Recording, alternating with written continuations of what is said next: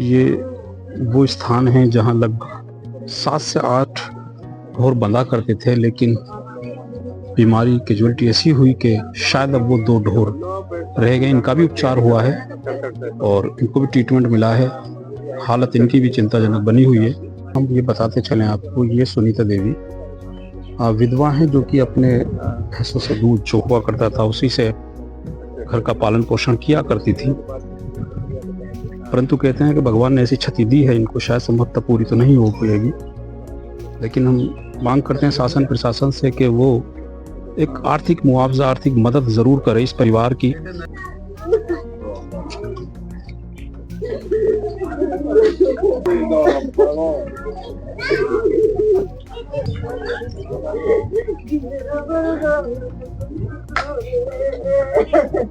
नाकारा तौर पे ना बैठे और परिक्षेत्र में अपने में घूमें और बार बार आग्रह करें किसानों के जो ज्यादा ज्यादा प्रीमियम भरें, किसान अपने पशुओं को लाभ कमाएं। बिल्कुल सही बात। मैं नाजिम बेग अपने चैनल में सभी दर्शकों का स्वागत करता हूं। आप देख रहे हैं आपका अपना चैनल बिग न्यूज 7।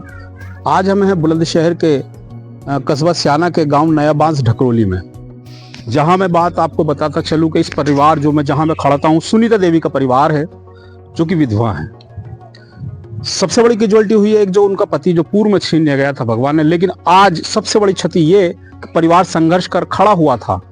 उसी जहां उनके 9 ढोर थे, 5 ढोर बीमारी के चलते या किसी और वजह से वो खत्म हो चुके, उनकी जान जा चुकी है।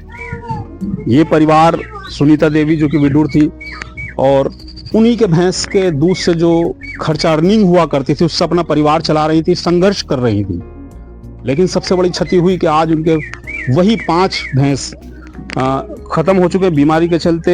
ये क्या वजह थी, ये सारी जानकारी हम सुनीता देवी से ही करेंगे। अब हमारे साथ सुनीता देवी हैं और हम पूछेंगे उनसे कि वाकई इस क्षति की भरपाई तो नहीं हो सकती, लेकिन अगर आर्थिक लोग जो शासनिक प्रशासनिक लोग चाहें तो वाकई जो इनकी आज क्षति हुई है वो भरपाई जरूर हो सकती है। मेरे साथ सुनीता जी हैं। सुनीता जी, क्या हुआ था, क्या घटना हुई थी, कैसे पता लगा, क्या क्या सारी जानकारियां दें। क्या हुआ था, कैसे पता लगी थी पशु बीमार हो रहे हैं। मैं तो सुबह उठी, सुबह उठने के बाद मैंने भी देखा एक कटरा लड़का पर हुआ था। जब मैंने खोले जी जी वे निकाले, फिर फार को फिर चारे का ही बताया और तो कुछ ना बताया, मैं चारे में ही जो भी है। अच्छा। फिर कल से ही दवाई इतनी चल रही है कि बहुत ज्यादा है। दवाई लगते 9 पशु थे तो शायद 5 खत्म हो चुके हैं। आपकी आंखों के सामने 5 को खत्म हो गए। बता रही है कि 9 पशुओं में से 5 पशु थे जो कि खत्म हो चुके हैं। अब केवल 4 पशु बचे हैं, जिसमें से 2 छोटे कटरे भी हैं। अच्छा, अब कैसे क्या होगा, क्योंकि पहले पति खत्म हो गए, भगवान ने अन्याय तो करा ही करा है। आज जब आप संघर्ष कर कर अपने परिवार को चला रही थी, बोल रहे हैं ना 10 साल पहले वो खत्म हो गए। आप पड़ोसी हैं, आप हाँ। पति खत्म हो गए थे, आज एक ऐसी क्षति हुई कि परिवार जो संघर्ष कर कर आगे बढ़ रहा था, रुका हुआ था, आज पशु खत्म होने से जिससे दूध का वो अर्निंग हुआ करती थी, परिवार चला रही थी, सब कुछ खत्म हो जाएगा। सब खत्म होगा। बेचारी का बहुत परेशान, अपने बच्चों को उससे पाल रही, अब वो भी नहीं रहे तो क्या करे। तो इसकी कुछ सहायता करो, कुछ दो इसे। सरकार से मांग करती हैं शासनिक प्रशासनिक लोग जो हमारे चैनल के माध्यम से सुन पा रहे हो सुनीता देवी की आवाज, उनके पड़ोसियों की आवाज, वो चाहते हैं कि इस परिवार की आर्थिक मदद जरूर हो, जिससे कि जो नुकसान हुआ है और जो नुकसान हो चुका है उसकी पर अगर आर्थिक मदद होना बहुत जरूरी है, वरना तो ये परिवार टूट जाएगा। कैसे पारेंगे, भूखे थोड़ी रहेगा परिवार। परिवार को तो खाने को अंधेरी चाहिए, तो परिवार को भी जरूरी सोचो। ये बिल्कुल सही बात कही है। सब बुजुर्ग हैं ये लोग और ये चाहते हैं कि इस परिवार की मदद जरूर हो, मदद, क्योंकि परिवार फिर उस बिखराव की तरफ आ चुका है। आप भी इसी यहीं से हैं तो ये ऐसे ही गिर रहे थे, बीमार हो गए थे, गिर रहे थे। एक खत्म हो, दूसरा तैयार हो जाओ, सब ऐसे आंखों के सामने देखते ही देखते 5 पशु खत्म हो गए। ये बहुत बड़ी बात है कि हमारी आंखों के सामने ही हम जिसकी पालन पोषण करते हैं और वो पशु हमारी आंखों के सामने ही खत्म हो रहे थे। ऐसी क्या बीमारी आ गई थी, ऐसा क्या हुआ था। मेहनत करते करते भी नहीं बचे वो ढोर, देखो डॉक्टर भी खूब बुलाए, दवाई भी खूब लगी, सुबह से चालू होगा ट्रीटमेंट, फिर भी वो बचे नहीं पाए। शाम तक सारे ढोर खत्म हो गए, पांचों के पांच। 3 भैंस ही दूध दे रही, एक बुग्गी का कटरा खूब बड़ा, एक 3 साल का कटरा, 5 ढोर खत्म हो गए। तो मतलब क्या करे ये? 5 ढोर आंखों के सामने ही खत्म हो गए थे, जिनको बड़े लाड प्यार से मेहनत कर उन्होंने इतना बड़ा किया था, दूध दे रहे थे, पैसे की अर्निंग हो रही थी, घर परिवार चल रहा था।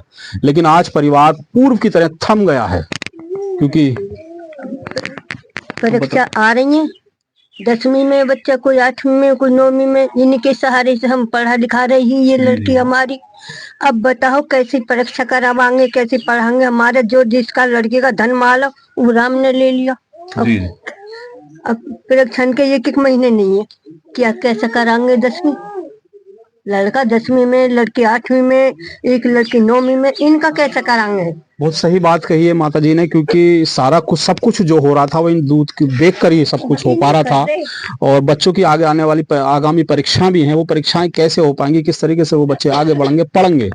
तो हम शासनिक प्रशासनिक लोगों से फिर पुनः यही मांग करते हैं कि इस परिवार की मदद जरूर हो, इन परिवार को मुआवजा मिलना चाहिए। क्योंकि सुनीता देवी पूर्व में भी एक ऐसे ही घटना से जूझ चुकी थी, आज वही घटना उनके सामने है, सामने खड़ी हो चुकी है।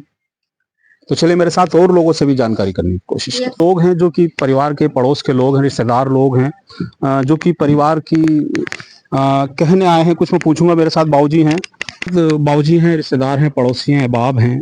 बाबूजी, बड़ी घटना हुई है, बड़ी क्षति हुई है, क्योंकि बताया जाता है कि सुनीता देवी विधवा हैं, क्योंकि पूर्व में उनके पति खत्म हो चुके हैं। आज जब वो परिवार संघर्ष होकर आगे बढ़ रहा था, लेकिन प्रभु ने आज ऐसी एक और नजर करी कि उसके जिनको पालन पोषण कर बड़ा किया था, 9 पशु में 5 पशु खत्म हो गए, उसकी आंखों के सामने ही खत्म हो गए। क्या कहना चाहते हैं और किस तरीके का वो मंजर था, जरा बयां करें आप। सभी दर्शकों को मेरा नमस्कार। और जैसे ही ये पीड़ित परिवार में ये दुखद घटना का प्रारंभ हुआ, मैं कल सुबह से यहाँ परिवार से जुड़ा हुआ हूँ और डॉक्टर्स को बुलाया। उन्होंने फर्स्ट टाइम उनको सर्दी का ट्रीटमेंट देना शुरू किया। डॉक्टर की टीम जैसे जैसे बढ़ती गई तो वो लोग इस निष्कर्ष पे पहुंचे कि शायद जहरीला चारा खाने से उनकी मृत्यु हुई है। पशुओं की जो मृत्यु है संदिग्ध रही है और यहाँ गांव के लोग, मोहल्ले वाले डॉक्टर के साथ लगे हुए हैं। कल पूरे दिन यहाँ पर उनका ट्रीटमेंट चला है, लेकिन कोई सफलता नहीं मिल पाई है। अब इस शोकाकुल परिवार को, पीड़ित परिवार के लिए सिर्फ सहानुभूति की आवश्यकता नहीं है, आर्थिक मदद की भी आवश्यकता है।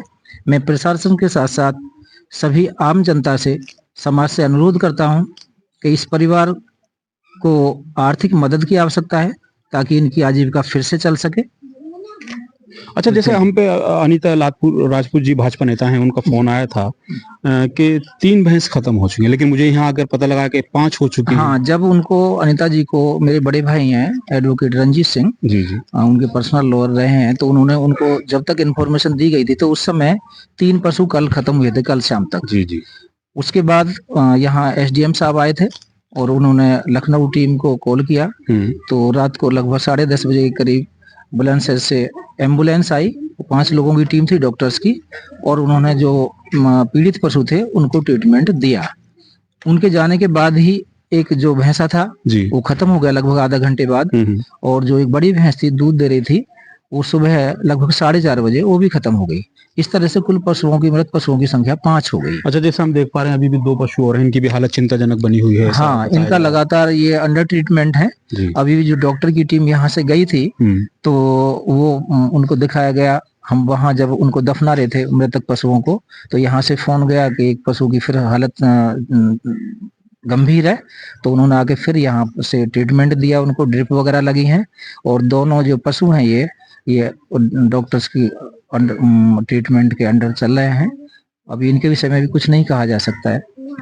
चलिए, ये थे हमारे साथ पड़ोसी जो मांग भी कर रहे हैं कि शासनिक प्रशासनिक से जो भी, शासन से जो भी मदद हो सकती है इस परिवार की जाए, क्योंकि चिंताजनक उन जो 2 पशु अभी बाकी हैं उनकी भी बनी हुई है और डॉक्टर के पैनल में, निगरानी में उनका ट्रीटमेंट चल रहा है। हम भी चाहते हैं कि दोनों पशु बच जाएं उनकी ट्रीटमेंट की वजह से। वाकई वो जो क्षति हुई है, क्योंकि कहते हैं कि जो किसान होता है और रूरल क्षेत्र से जुड़ा हुआ किसान होता है, खेती से जुड़ा होता है, पशु को जो पालता है तो वो अपने बेटी बेटे के तरह ही पालता है। हाँ सर, बहुत ही उनकी दर्द बड़ी होने वाली घटना है। और उसी परिवार के 5 सदस्यों को जाना हैं और उस परिवार के बीच रहें, और शासन से भी मांग करी है। सब रिश्तेदार पहुंच रहे हैं, उनके रोथे बिलखते, क्योंकि घटना इतनी बड़ी है। एक ही परिवार के 5 सदस्य जो कि इस परिवार में थे, सब लोग पहुंच रहे। साथ वही रिश्तेदार हैं, वही पड़ोसी हैं, जो लोग जिनके सामने पूरी घटनाक्रम हुआ है, वो बात बताएंगे। बाबूजी क्या कहना चाहते हैं? हम पीढ़ियों से पशु जगत से जुड़े इंसान हैं। हमारे बेटे पशु जगत जो हमारी रीढ़ है, हाथ पैर हैं और आय का स्रोत भी है। इसलिए मेरा वेटरनरी अफसरों से, पशु जगत चिकित्सकों से अनुरोध है कि वो सेंटर पे ना बैठ के किसानों को जागरूक करें अपने सेंटरों पर, जहाँ जहाँ उनका परिक्षेत्र है, और समझाएं कि जो भाई जागरूक किसान बनो। आप ₹1.25 रोज पशु को कुल लागत आती है। आज मुझे इंश्योरेंस इंश्योरेंस का गांव में है ही नहीं जी। पशु जगत सुपर है। पिछली बार मेरी भी एक पशु सर्रा में आया, जिसको 80,000 की कॉस्ट की मेरी भैंसी, जो 0 से जरब होकर मुझे हाथ धो के बैठना पड़ा। काश मैं यदि प्रीमियम भरे होता तो मुझे कुछ ना कुछ मुआवजा राशि मिलती, भरपाई होती।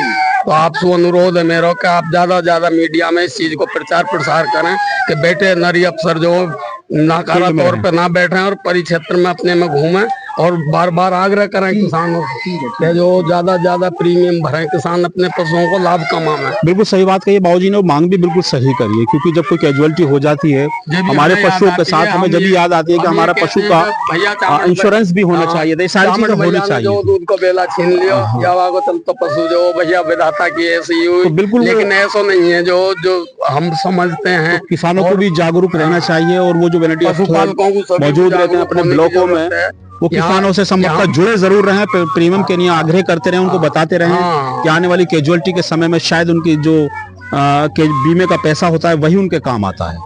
तो शायद अगर इस परिवार में बीमा हुआ होता तो एक बहुत बड़ा लाभ उसको मिल पाता, लेकिन शायद नहीं हुआ। शायद अनभिज्ञता रही है, क्योंकि जागरूक तो नहीं बन पाए, जागरूक बना भी नहीं पाए वो। इनका वेटरनरी अफसरों का जो है अनजागरूकता रही है हम लोगों के प्रति, पशुपालकों की, कि वो बिल्कुल नाकारा तौर पे, निजी तौर पे जो अपना व्यवसाय करे हुए ज्यादातर लोग जो किसी इमरजेंसी में हो जाते हैं, बाकी अपनी जेब भरते हैं। जो चलिए, आप मेरे साथ किसान की बात सुन पा रहे हो दर्शकों, और वो अधिकारी जो किसान से इस विभाग से जुड़े हुए हैं, वो समझे और सुने कि वाकई जो आज बाबूजी ने मांग की है, ये मांग दुरुस्त होनी चाहिए। और वो किसान वेटरनरी अफसर जो ब्लॉक में बैठे रहते हैं, वो किसानों तक नहीं पहुंचते हैं, वो फील्ड में घूमें और किसानों को सतर्क करें बीमे के प्रति, इंश्योरेंस के प्रति, जिससे कि शायद जो कैजुअलिटी हो जाती है उसके बाद जो उनको लाभ मिलता है वो उनको मिलता रहे।